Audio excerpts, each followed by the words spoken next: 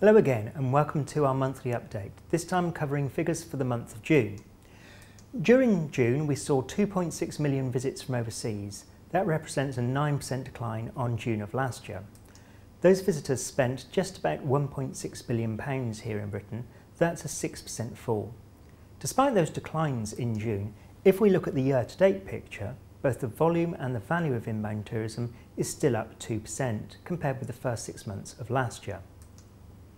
So what drove those declines that we saw in June? There was a very substantial 17% decline in visits from the so-called EU 15 countries.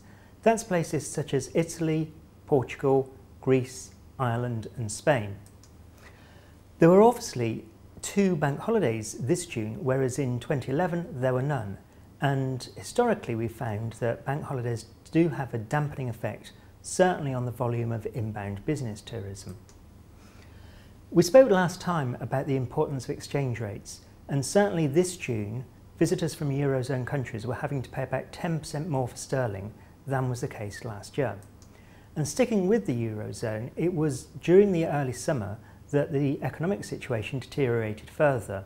We now find that around about 25% of adults in Spain are without work.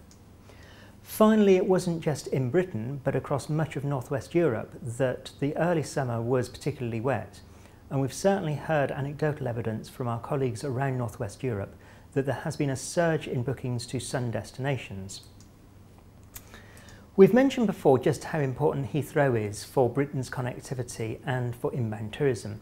Indeed, 45% of all inbound visitor spending comes through Heathrow. Between 2006 and this year, we can see that Heathrow has lost a number of routes and some seat capacity. However, it still remains hugely well connected. Let's have a look at which routes have gained and which have lost seats over that period. Starting with routes where seats have been lost, we can see that Osaka tops the table, but that there are a number of airports across the Iberian Peninsula and in the Caribbean. Turning to airports that have generated new seat capacity, what's really encouraging is to see that 5 out of the top 10 are in the US. And as you may well know, the US is by far our most valuable inbound source market.